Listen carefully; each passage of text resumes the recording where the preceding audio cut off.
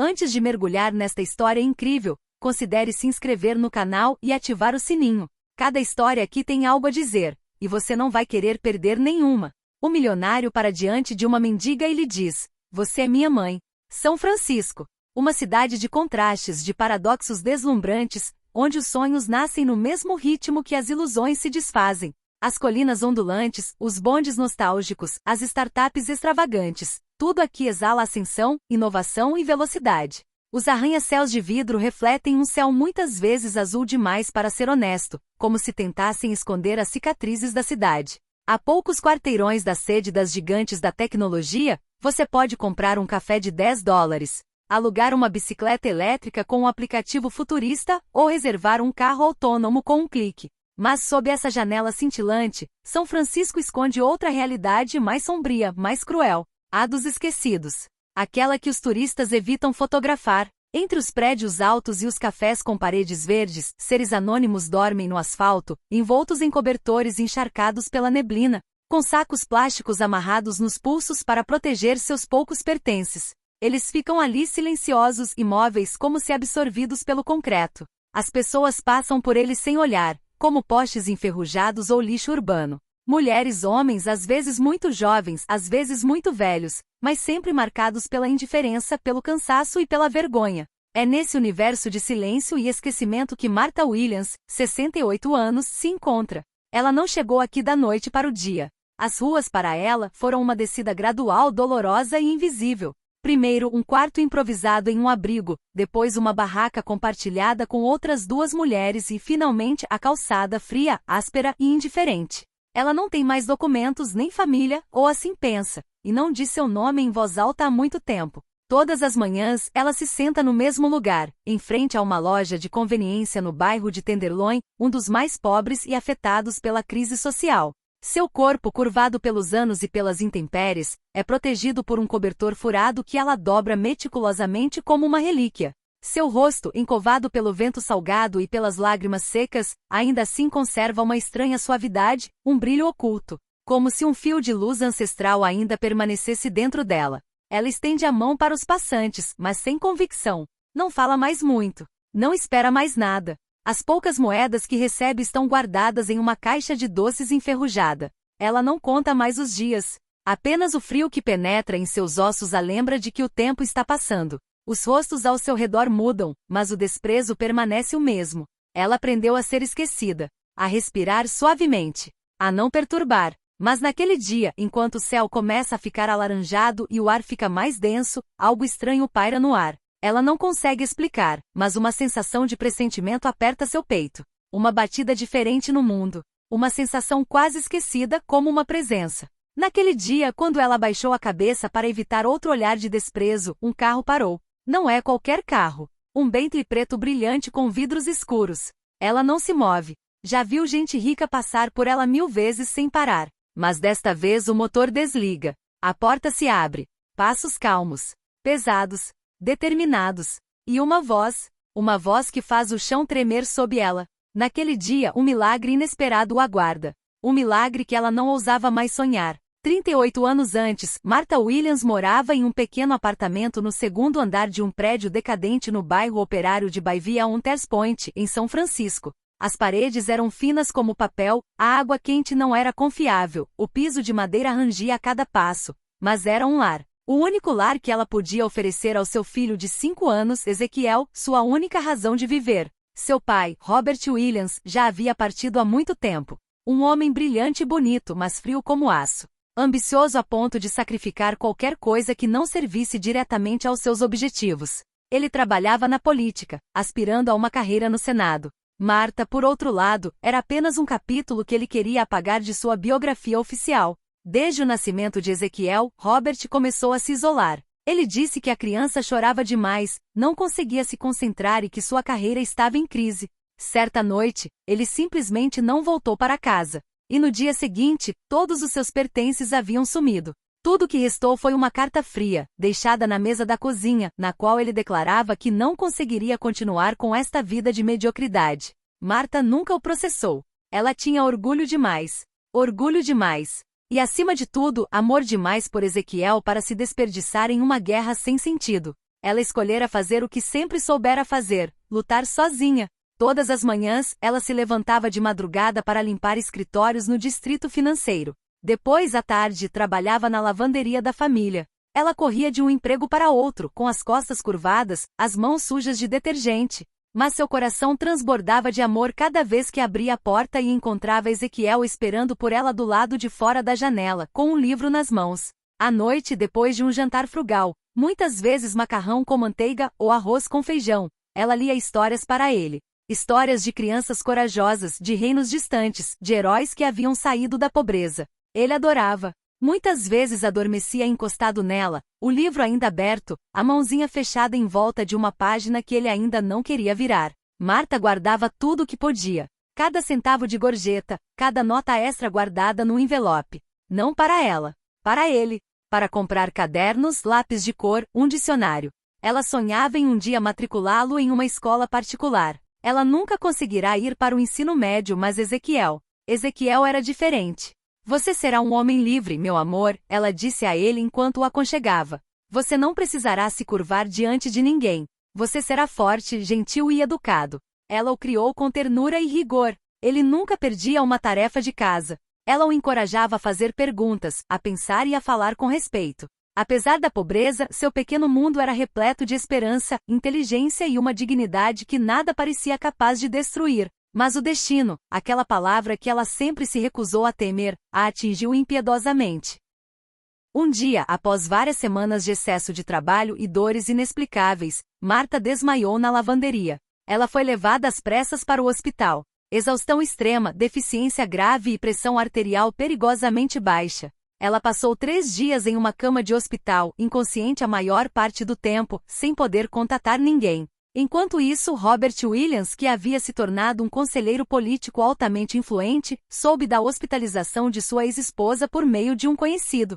Ele viu isso como uma oportunidade inesperada. Com sua rede de advogados e sua nova esposa rica ao seu lado, ele imediatamente acionou os serviços sociais. Argumentou que a criança vivia em condições insalubres. Citou a hospitalização de Marta como prova de sua instabilidade. E, acima de tudo, usou suas conexões políticas para agilizar o processo. No 3º dia, assim que Marta abriu os olhos, um assistente social entrou em seu quarto, com um olhar compassivo, mas firme. Senhora Williams, seu filho Ezequiel foi colocado em um orfanato. Para seu próprio bem. O mundo desabou. Ela gritou. Ela implorou. Ela exigiu uma audiência, um advogado, uma visita. Nada. Robert tinha tudo trancado. Ele declarou publicamente em uma entrevista televisiva cuidadosamente preparada que estava profundamente preocupado com a saúde mental de sua ex-esposa e que, agora assumia a responsabilidade exclusiva pelo filho, a quem colocou em uma família capaz de lhe oferecer um futuro decente. A mídia o aplaudiu por sua responsabilidade paternal. Marta, por sua vez, foi silenciada. Todos os pedidos de contato com Ezequiel foram negados. Ela tentou escrever, procurar, bater de porta em porta, mas em vão. Depois de 1 ano, ela nem sabia onde ele morava. As cartas voltavam com a inscrição destinatário não encontrado. Seu coração morreu lentamente. Ela vagou de abrigo em abrigo, incapaz de reconstruir sua vida sem ele. E nessa sociedade que não perdoa as mães pobres por terem falhado uma única vez, ela gradualmente desapareceu nas sombras. Ela era apenas Marta, uma mulher cansada na rua, ninguém mais a chamava pelo nome completo. Após ser colocado sob cuidados especiais, Ezequiel Williams perdeu toda a conexão com a mãe, todo o senso de direção e toda a estabilidade emocional. Ele passou alguns meses em um abrigo temporário antes de ser oficialmente adotado por um rico casal californiano, os Carters, uma família culta e atenciosa baseada em Palo Alto. Jonathan Carter, professor de engenharia de Stanford, e sua esposa, Grace, bibliotecária, não tinham filhos biológicos. Sua casa era repleta de livros, música clássica, luz suave e disciplina serena. Acolheram Ezequiel com um calor tranquilo, sem promessas, mas com constância. Matricularam-no em uma escola particular progressista, deram-lhe um quarto próprio, roupas novas e um computador pessoal desde os 9 anos de idade. Mas Ezequiel não era uma criança como as outras. Ele não falava muito. Raramente sorria. Uma seriedade incomum para sua idade parecia ter se instalado em seus olhos, como se um fragmento de dor antiga se recusasse a deixá-lo. Os Carters inicialmente pensaram que o tempo o amoleceria, mas o passado deixará raízes profundas. Ele se lembrava apenas de fragmentos de sua vida passada. O cheiro de sabão em pó. Uma música cantarolava na beira da cama. Braços o envolviam. Uma risada triste mas amorosa. Essas lembranças às vezes retornavam à noite, na forma de sonhos nebulosos em que uma mulher de olhos cansados acariciava seus cabelos e sussurrava: "Você será um homem livre, meu coração." Ele não sabia mais se era um sonho ou uma lembrança. Mas ele sabia que no fundo, algo, ou alguém, estava faltando. E assim ele mergulhou no que sabia fazer de melhor: lógica, precisão, tecnologia. Aos 8 anos, desmontava rádios e os remontava. Aos 10, escrevia seus primeiros scripts de computador. Aos 13, inadvertidamente, invadiu o servidor da escola só para entender como funcionava. Seus professores o chamavam de uma mente muito à frente de seu tempo e um coração exilado. Aos 16 anos, ingressou em Stanford, onde seu pai adotivo lecionava. Lá, estudou inteligência artificial, robótica e ética tecnológica. Criou algoritmos, sistemas de aprendizagem e interfaces conversacionais. Mas o que ele realmente queria era entender os seres humanos. Máquinas não mentem. Eles obedecem ao que lhes é dado. Eles não roubam uma criança de sua mãe. Eles não mentem para a justiça. Ele disse um dia em uma conferência, sem que ninguém percebesse o peso de suas palavras. Aos 25 anos, ele fundou a Carter Tech, em um pequeno escritório compartilhado ao sul de São Francisco. Trabalhou dia e noite, expandindo os limites da inteligência artificial. Rejeitou investidores que priorizavam o lucro em detrimento da dignidade humana. Sua primeira invenção significativa foi um software de inteligência artificial preditiva para detectar preconceito racial em decisões judiciais. Depois, surgiu um sistema de apoio à reinserção social assistido por máquina, premiado em vários países. Sua abordagem ética fascinou o mundo. Sua genialidade tecnológica o impulsionou ao topo. Aos 30 anos, ele era o chefe de um império. Aos 33, seu rosto estampava as páginas de Forbes, de O Nova-Iorquino, e até mesmo de revista Time, que o apelidou de o prodígio silencioso. Ele dirigia um Tesla blindado, vivia entre um loft ultramoderno em São Francisco, uma vila em Malibu com vista para o oceano e um chalé de alta tecnologia nas montanhas de Big Sur. Às vezes era visto ao lado de presidentes, às vezes em escolas carentes, distribuindo laptops para crianças carentes. Jornalistas o descreviam como um homem enigmático com um coração de ouro, mas ninguém realmente conhecia Ezequiel Carter. Atrás dos holofotes, o vazio permaneceu. Ele evitava grandes festas, evitava perguntas pessoais. Nunca tivera relacionamentos românticos duradouros. Quando as pessoas falavam sobre família, ele sorria educadamente e mudava de assunto. Às vezes, sozinho em sua vila, ele se sentava ao piano, tocava peças tristes e sem nome. Fechava os olhos e tentava se lembrar da voz, aquela que um dia lhe cantará uma melodia que ele nunca mais conseguirá encontrar. Ele tinha tudo, e ainda assim sentia-se um órfão rico. Ele contratou vários investigadores particulares, sem lhes contar toda a verdade. Alegou estar procurando arquivos antigos para uma fundação, mas todos voltaram com as mesmas respostas, nenhum vestígio da Martha Williams que ele procurava. Ou muitas Martas, muitos desaparecimentos, muitas esquecidas. Ele começou a fazer doações anônimas para abrigos para mulheres. Financiou programas para mães solteiras. Mas não sabia exatamente por quê. Uma força dentro dele o buscava. Incansavelmente. Eu nasci 2 vezes, ele confidenciaria um dia ao seu mentor. Uma vez com dor e uma segunda em silêncio. Mas ainda não nasci para a verdade. E essa verdade, desconhecida para ele, o aguardava. Não em um arquivo confidencial ou em um relatório de investigação, mas numa calçada em frente a uma loja de conveniência anônima no bairro de Tenderloin, onde a dignidade humana parece ter sido apagada há muito tempo. Era ali que seu passado, suas origens e sua mãe o aguardavam. Era uma tarde de fim de outono, daquelas em que o ar parece prender a respiração, suspenso entre o calor das lembranças do verão e o frio do inverno que se aproximava. O céu de São Francisco assumirá um tom dourado, quase melancólico, acariciando os telhados e janelas com um brilho suave e frágil. Ezequiel Carter, recém-chegado de uma reunião com líderes comunitários em um bairro problemático, percorria as ruas de Tenderloin na caçamba de seu luxuoso carro elétrico. Sua figura impecável, seu olhar severo, seu comportamento calmo porém tenso, inspiravam respeito silencioso. Sua mente, no entanto, estava em outro lugar. Ele havia acabado de fechar uma parceria para um centro de reabilitação para mulheres em situação de rua, mas, apesar do entusiasmo de sua equipe, um estranho cansaço dominava. Quando seu motorista estava prestes a virar à direita, Ezequiel de repente colocou a mão no encosto de cabeça do banco do passageiro e sussurrou: "Parar." "Com licença, Sr. Carter?" "Eu disse para você parar. Agora." O carro freou suavemente. À direita da calçada e em frente a uma loja de conveniência decadente, uma mulher estava sentada de pernas cruzadas, enrolada em um velho cobertor de tricô esburacado. Ela mal se mexia, mas seus olhos estavam fixos nele. Era como se o mundo inteiro tivesse evaporado ao redor deles. Havia silêncio no tumulto, uma parada do tempo na agitação da cidade. Ezequiel sentiu o coração bater mais rápido sem motivo aparente. Era um homem racional, metódico e inabalável. Mas aquela mulher, aquele olhar, desencadeou nele uma vertigem que ele ainda não compreendia. Ele abriu a porta lentamente. Os transeuntes se viraram. Alguns reconheceram seu rosto, outros ficaram simplesmente surpresos ao ver um homem de terno se aproximando de uma moradora de rua. Mas Ezequiel não conseguia mais ouvir nada. Ele só tinha olhos para ela. Ele caminhava lentamente, como se cada passo o aproximasse de um abismo. O medo antigo o apertava na garganta. E se fosse apenas uma coincidência? E se ele estivesse errado? Ele parou a 1 metro dela. Ela olhou para cima. E então o mundo deixou de existir. Os olhos dele se encontraram. Nos olhos daquela mulher emaciada, ele viu uma luz que nunca vira em nenhum outro lugar. Uma ternura dolorosa, um amor silencioso, um chamado profundo e visceral. Suas feições estavam marcadas, suas bochechas encovadas, suas mãos trêmulas, mas havia uma verdade em seu rosto. Uma verdade que ele conhecia antes mesmo de compreender. E então ela falou. Uma voz rouca, rouca pela idade, mas que ele reconheceu como se ainda a ouvisse em seus sonhos de infância. Ezequiel? Ele sentiu o coração explodir no peito. As batidas abafavam tudo, o barulho da rua, os sussurros ao redor, o clique de uma gravação telefônica. Ele caiu de joelhos. Sim, era ela. Mãe.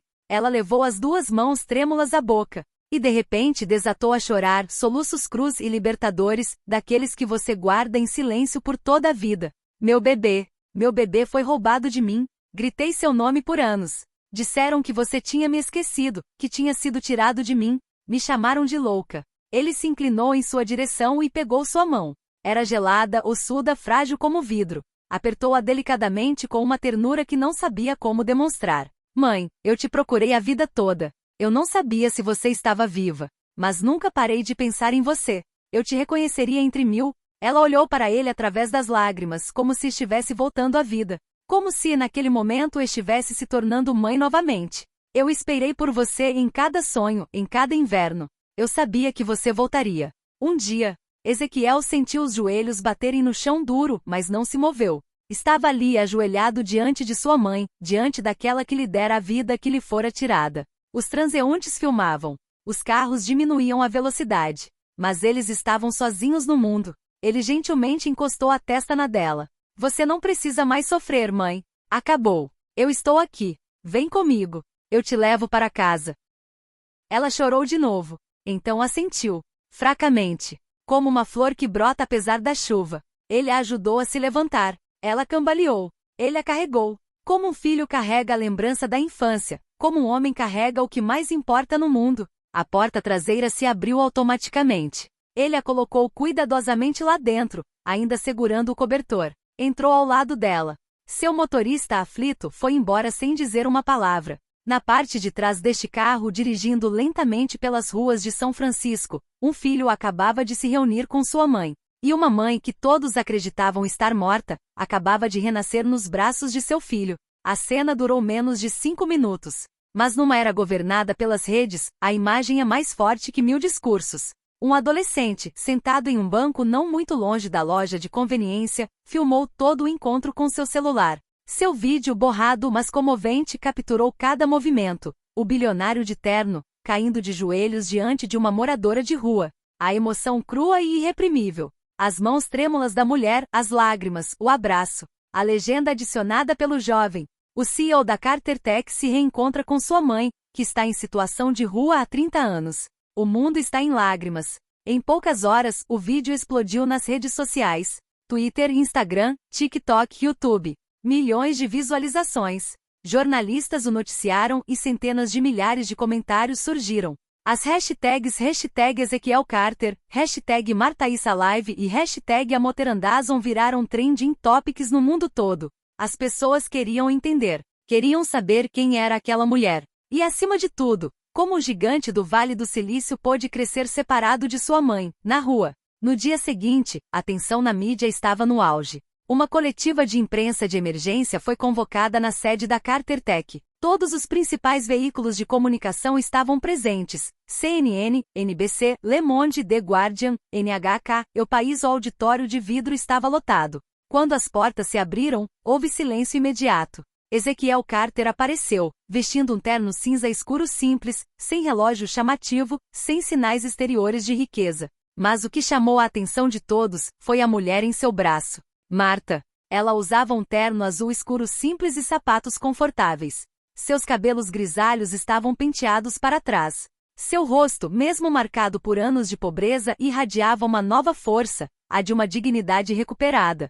Ezequiel o acompanhou até o púlpito. Ele ainda não falava. Olhava ao redor da sala. Os flashes disparavam. Os repórteres prendiam a respiração. Então ele falou calmamente. Obrigada por estar aqui. Normalmente não falo da minha vida privada. Mas hoje eu devo isso a ela. Ele virou lentamente a cabeça em direção a Marta. O nome dessa mulher é Martha Williams. Ela nasceu aqui em São Francisco. Ela me criou sozinha durante os primeiros 6 anos da minha vida. Ela me ensinou a ler, a sonhar, a ser um homem que se levanta. Ela me deu tudo, sem nunca receber nada. Um murmúrio de emoção percorreu a sala. Quando eu tinha 6 anos, ela foi hospitalizada após uma convulsão de exaustão. Pessoas poderosas, meu pai, entre outros, aproveitaram-se de sua vulnerabilidade para me afastar dele. Ela nunca conseguiu me encontrar. E eu nunca soube o que foi feito com ele. Ela foi declarada mentalmente instável, abandonada, traída. Ela caiu no esquecimento. Na rua, enquanto eu cresci no conforto, com um vazio que nada poderia preencher. Ezequiel endireitou-se ligeiramente e sua voz ficou mais firme. Ontem o destino, ou a justiça divina, chame como quiser, me trouxe de volta para ela. Eu a encontrei novamente. E olhando em seus olhos, encontrei minha verdade novamente. Houve um momento de silêncio. A sala inteira prendeu a respiração. Essa mulher, por quem muitos de vocês teriam passado sem nem mesmo olhar, é minha mãe. Ela também é minha base. Se sou quem sou hoje, se construí esta empresa com valores humanos, se me recusei a ceder à ganância e à corrupção, é porque cresci com o eco das suas canções de ninar na minha cabeça. Porque mesmo quando eu estava separado dela, eu sempre soube que um dia eu teria que deixá-la orgulhosa. Um tremor percorreu a sala. Hoje quero consertar o que pode ser consertado. Reabilite seu nome. Honre sua luta. E dizer em alto e bom som que o sucesso não significa nada se ele esquece de onde vem.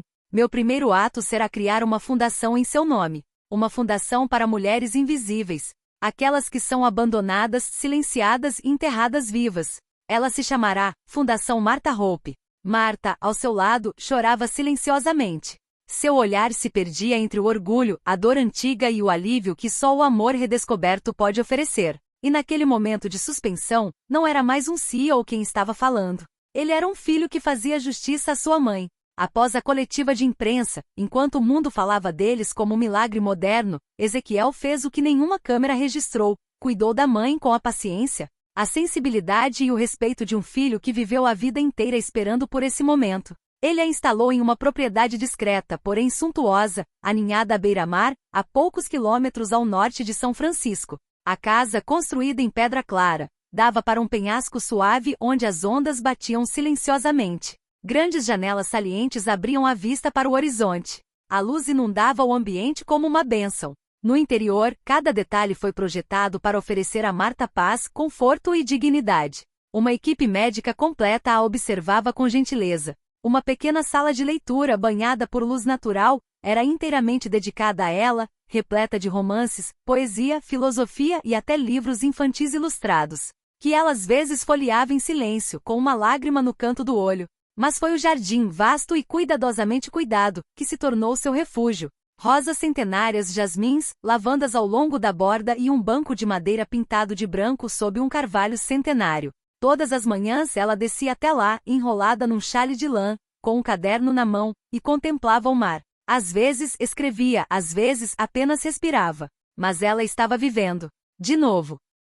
Ezequiel, fiel às suas palavras, não se contentou com gestos simbólicos. Algumas semanas após a conferência, lançou oficialmente a Fundação Martha Hope, uma organização sem fins lucrativos com uma missão simples, mas ambiciosa: dar uma chance a mulheres em dificuldades. A fundação propôs: item, abrigos seguros para mulheres sem teto vítimas de violência. Item, programas de saúde mental e reconstrução identidade. Item, bolsas de formação. Item, uma rede de empresas parceiras prontas para contratar. Item, e acima de tudo, uma plataforma jurídica dedicada à reabertura de arquivos antigos, para mulheres injustamente internados, condenados ou privados de seus direitos. O impacto foi imediato. Milhares de depoimentos afluíram. Mulheres falaram pela primeira vez sobre o que lhes fora roubado: seus filhos, suas casas, suas vozes. E em todos os lugares, o nome de Martha tornou-se um símbolo de resistência silenciosa. Ezequiel não se esqueceu da injustiça original,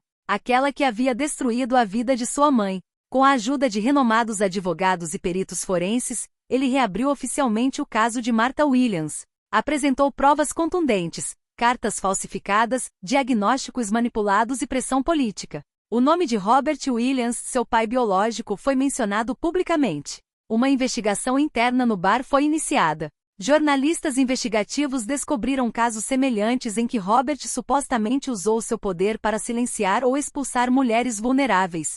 Sua imagem de homem respeitável foi abalada. E, acima de tudo, o nome de Martha foi reabilitado. Uma cerimônia civil, presidida pela própria prefeita de São Francisco, formalizou o reconhecimento. Um certificado de reabilitação foi entregue. De pé na primeira fila da sala, Ezequiel o aplaudiu, com os olhos marejados de lágrimas. Fui apagada, disse Martha naquele dia. E hoje, graças ao meu filho, eu existo novamente. Um ano após o reencontro, Martha não era mais uma sombra na rua, mas uma voz ouvida. Ela foi convidada para dar palestras em universidades, instituições sociais e até mesmo para jovens recrutas da Polícia Municipal. Falava suavemente, sem raiva, mas com uma lucidez afiada.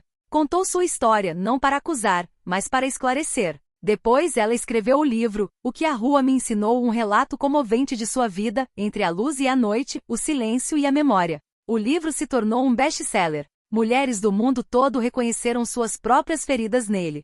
Sempre que lhe perguntavam sobre Ezequiel, sobre seu filho que se tornaria um dos homens mais influentes do mundo, ela sempre respondia a mesma coisa, com um sorriso gentil e olhos brilhantes: meu filho não é milionário. Ele é meu milagre. Anos se passaram desde o dia em que Ezequiel encontrou sua mãe naquela calçada de Tenderloin. Desde então o mundo mudou, e ele também. Sob sua liderança, a Carter Tech tornou-se muito mais do que uma empresa de tecnologia. Era um modelo de ética, inovação responsável e humanidade em ação. A empresa financiou hospitais, escolas e abrigos. Recusou contratos militares, defendeu a transparência algorítmica e treinou milhares de jovens de bairros carentes todos os anos. Ezequiel, no entanto, manteve-se fiel à sua imagem, discreto, profundo e quase evasivo. Apesar de centenas de prêmios, convites para Davos e fotos com chefes de Estado, ele permaneceu um homem movido por uma única lealdade, a da memória. Seu escritório, no último andar da sede da Carter Tech, tinha vista para toda a região da Baía de São Francisco. Era uma sala simples, banhada por luz natural, com paredes brancas e móveis de madeira bruta. Não havia luxo ostentoso, arte abstrata ou troféus chamativos. Nas prateleiras, alguns livros. Na escrivaninha, um caderno de couro, uma caneta antiga, uma ampulheta de vidro. Mas o que chamou a atenção dos visitantes foi a parede em frente ao escritório. Ele estava nu. Não possui diploma de Stanford, mas se formou com as mais altas honrarias. Nenhuma foto com o presidente, nenhum certificado da Forbes. Nem mesmo o logotipo da empresa. Só uma foto. Só uma. Em preto e branco. A de uma jovem negra com olheiras, mas cheia de amor, sentada numa cadeira modesta, segurando um menino adormecido. A fotografia, amarelada pelo tempo, fora encontrada no fundo de uma caixa que Martha ainda guardava, muito tempo depois de seu reassentamento. Ezequiel restaurou a foto, emoldurou-a com vidro antirreflexo e pendurou-a como um altar silencioso. Todos que entraram naquele escritório entenderam, sem dizer uma palavra, que aquele tiro era mais importante do que qualquer coisa que ele havia conquistado. Numa manhã de inverno, por ocasião do 20º aniversário da Carter Tech, Ezequiel realizou uma cerimônia privada com seus funcionários mais antigos. Sem câmeras, sem discursos pomposos. No centro do salão principal, entre dois pilares de vidro e aço, uma placa de mármore branco, simples e discreta, foi instalada. Ela havia sido polida à mão por um artesão local, sem logotipo. Apenas uma inscrição, gravada em letras finas. Aquela que me deu tudo quando não tinha nada. Você é minha origem, meu orgulho, minha verdade. Ezequiel. Um silêncio respeitoso reinou ao redor deles. Alguns derramaram lágrimas discretas. Outros fecharam os olhos. Este momento, mais do que qualquer troféu da indústria, tornou-se a alma da Carter Tech. A placa foi dedicada a Martha. Mas ela estava realmente falando com todas as mães do mundo que foram esquecidas, sacrificadas ou apagadas das histórias de sucesso. Martha não viu a placa com os próprios olhos. Ela havia morrido em paz 2 anos antes, em sua casa de frente para o mar, numa manhã de primavera com Ezequiel ao seu lado segurando sua mão. Antes de sair, ela sorriu e sussurrou: "Posso ir em paz. Eu te encontrei. Você viveu. Você amou. E você me salvou." Seu funeral foi simples e intimista, sem grandes cerimônias. Mas milhares de mensagens chegaram do mundo todo. Mulheres, órfãos, ex-moradores de rua, estudantes ajudados pela fundação. Todos eles escreveram: "Obrigada, Martha. Obrigada por este filho. Obrigada pela sua coragem." Às vezes Ezequiel sentava-se sozinho em seu escritório, olhando fixamente para a fotografia. Ele se lembrou da voz, das canções, do vazio, da raiva, do milagre. E ele sabia que seu sucesso nunca seria medido em bilhões ou inovações. Mas nisto, ter devolvido à sua mãe o que o mundo havia roubado dela, tendo esculpido seu nome em pedra, tendo construído um império, não para ele mas para ela.